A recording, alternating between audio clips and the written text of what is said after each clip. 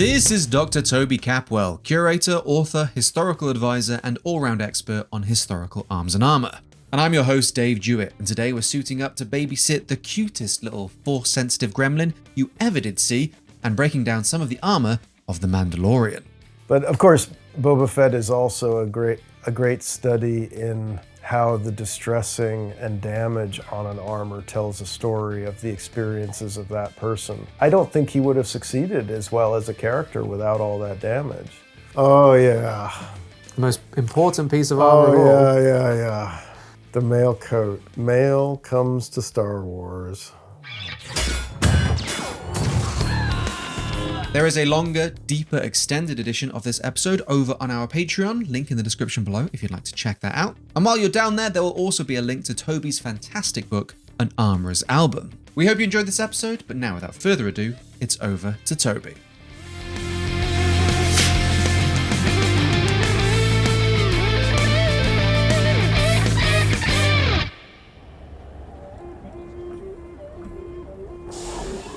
And the modern poster child for the armored warrior in a recent form. So we'll see some of how the Mandalorian's armor evolves. It's weird looking at episode 1 of Mandalorian now. Does it seems like ancient history now? Yeah. It's like, he's not as shiny as I remember. The maker, Jon Favreau, had previously been working on the Iron Man films. And I don't know, but I would infer, feeling a reasonable chance of being right, that he thought very carefully about what armor was and what it represented and the armored body and the expressive power of armor versus the unprotected human body. He probably spent a lot of time thinking about that on the Iron Man films. And now he's come to Star Wars, having really educated himself as a storyteller using armor. And there, the armor's doing its job. Almost the first time in Star Wars we've actually seen the armor do something. That shot right there. I mean, seeing dents in the armor is an old Star Wars thing, part of the used universe aesthetic. But actually seeing something bounce off of it, see it do its job, is important, but pretty rare. And, if you were being an armchair critic about this, you could say, oh yeah, there are plenty of gaps in this and da da da da. But I would just say, again, with armor, whatever you're wearing is better than not having it. When he starts off, I think everything but his helmet is made from Durasteel before he slowly upgrades to, I think he ends up being completely encased in Beskar. But they're admitting that there are shortcomings with his armor. He's been hurt in a place where his armor isn't. They're being very upfront and honest about what the armor is and what it isn't in this show.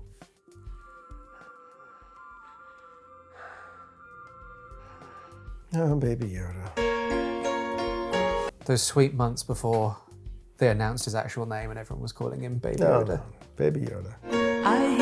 Baby Yoda is a work of narrative genius. I am positive, I don't know, but I am positive I am not the first person to say that. But not without precedent. This kind of reminds me of the old Japanese comics, Lone Wolf and Cub. Yeah. Jon Favreau must know those. But this is basically Star Wars remakes Lone Wolf and Cub. And it works. It works up and down.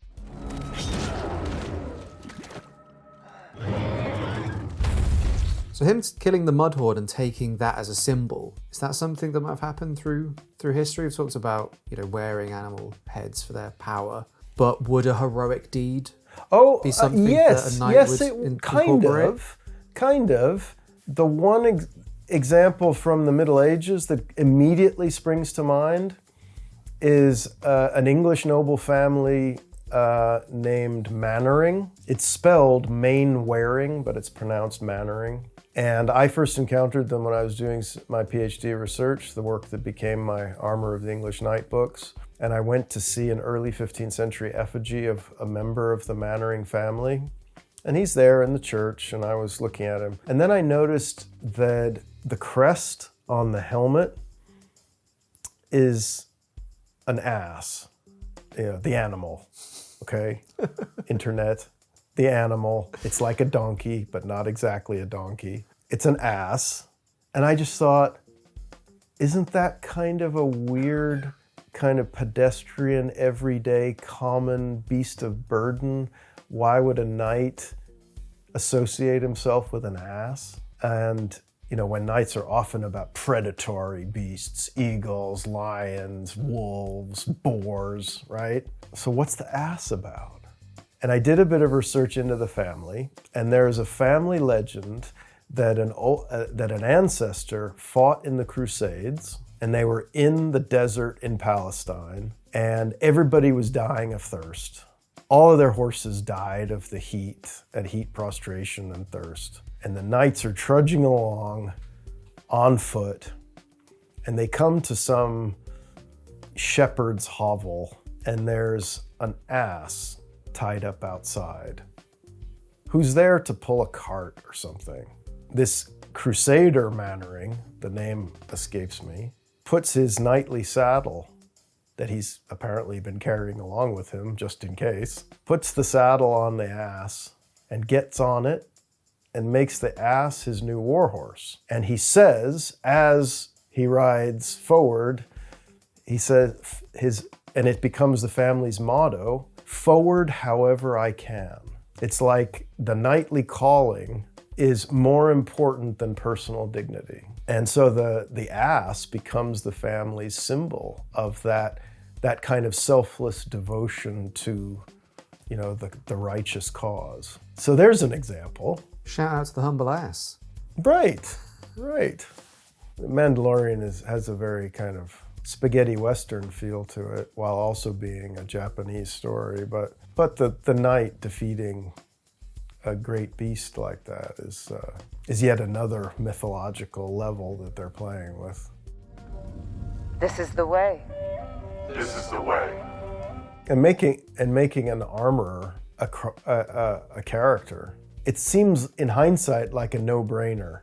You've got this Mandalorian culture that is, you know, revolving around armor and a kind of spiritual significance of it, as well as practical use. Kind of makes sense to make the armorer, you know, a significant position in the society. Yeah, it's not just that the armor is making armor; they're also the sort of spiritual. There's sort guidance. of a shamanistic quality to them, which. It's like the chaplain almost. Which smiths, I mean, in the early Middle Ages, in the migration period, you know, swordsmiths did have a kind of legendary supernatural, you know, status.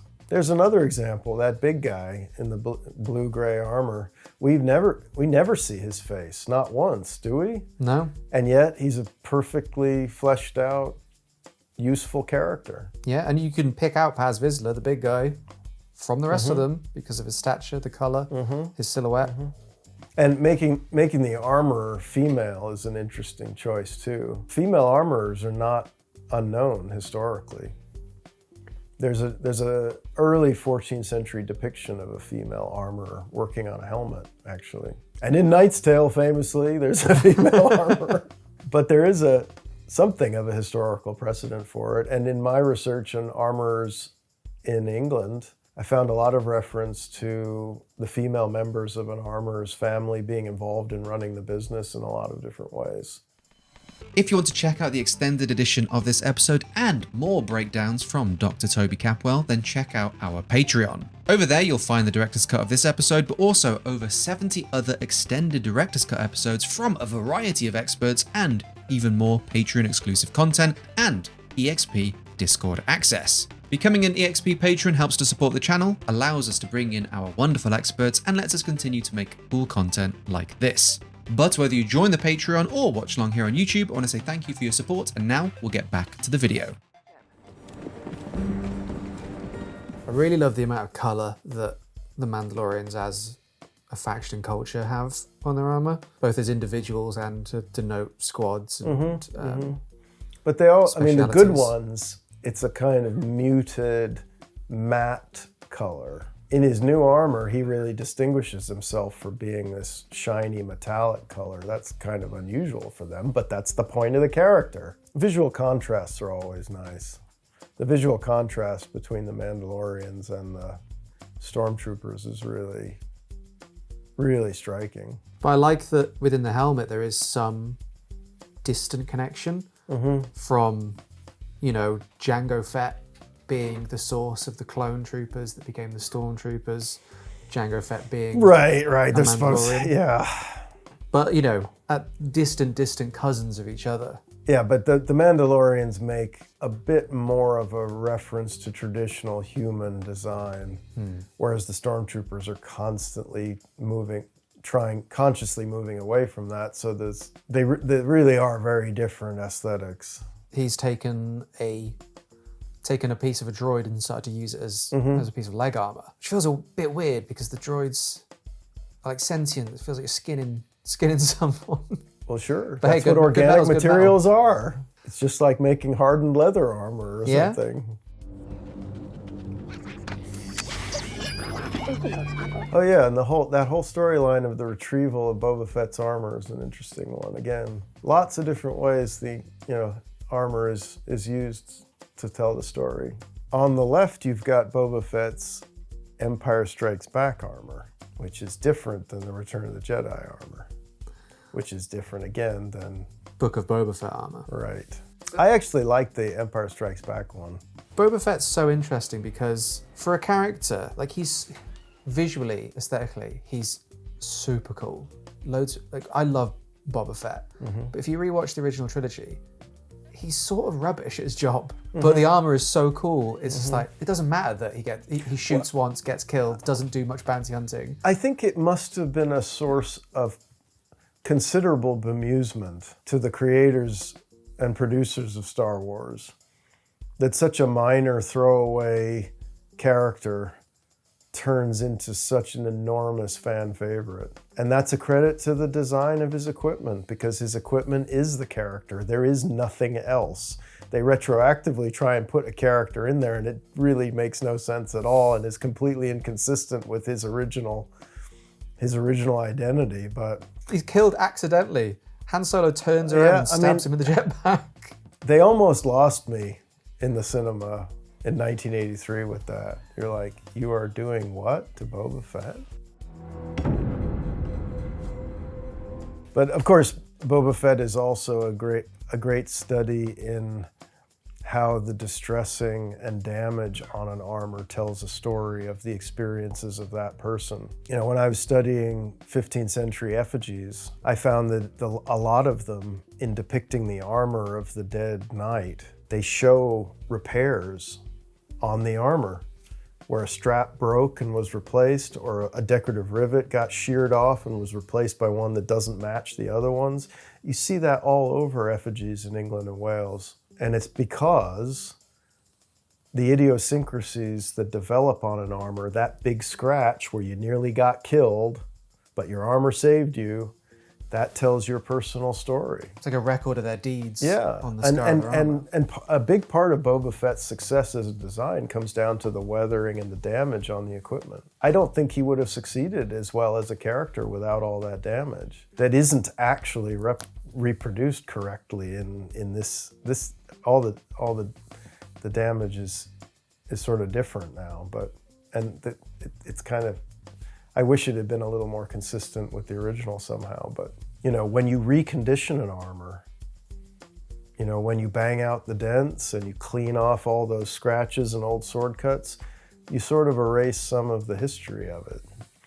And with my own equipment, you know, there are sword cuts on the helmet that I got in a tournament in Italy, and I would never have an armorer take those out. So, you know, it's a serious thing to refurbish your armor. And in this series, they kind of fixed it and painted it all up and made him look all new and everything. When if they were going to do that, they should have made a storytelling point of it somehow.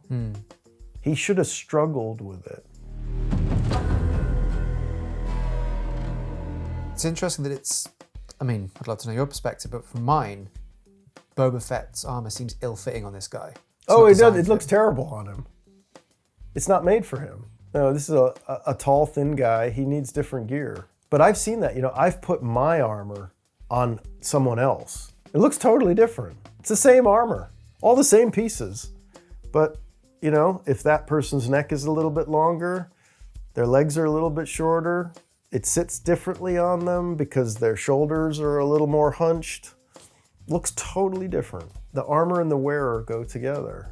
But it's in the film, it's supposed to be a guy who swiped Boba Fett's armor. It doesn't belong to him, and it's not his, and he's not the one who's supposed to be wearing it. So I think that works for the story, that it looks weird on him. But he understands how protective Beskar can be. That it might not fit well, and I can't get all the pieces on it, but my chest and my head are going to be basically impervious to blaster bolts.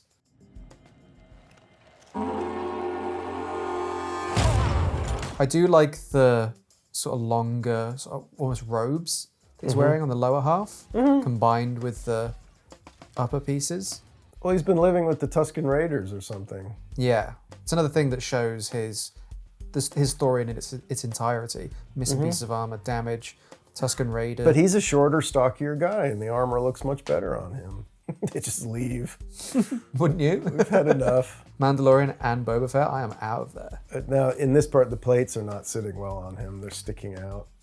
There's a fitting problem there. Maybe that's why it needs to be fixed and repainted. Well, he's gained some weight since he last wore it. That's understandable.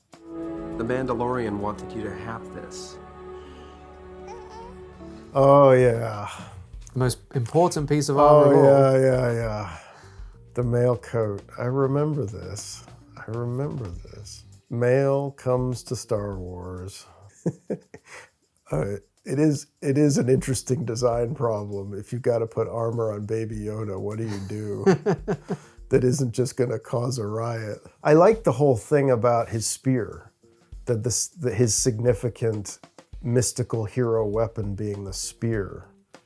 Spears are super important to knights in the Middle Ages, but we often forget about them because swords are so iconic and so famous. I really appreciated the sort of significant use of the spear as a weapon, as a power object. And the fact that this Beskar spear can block lightsaber, Right. pierce other Beskar, and he sacrifices a very powerful weapon to protect Baby Yoda, to make him some armor. That's quite a process, because first they've got to reduce the spear down to a hunk of workable metal. And then they've got to draw the spear into wire, and then they've got to wrap the wire into links and make it into mail. I mean, that's a...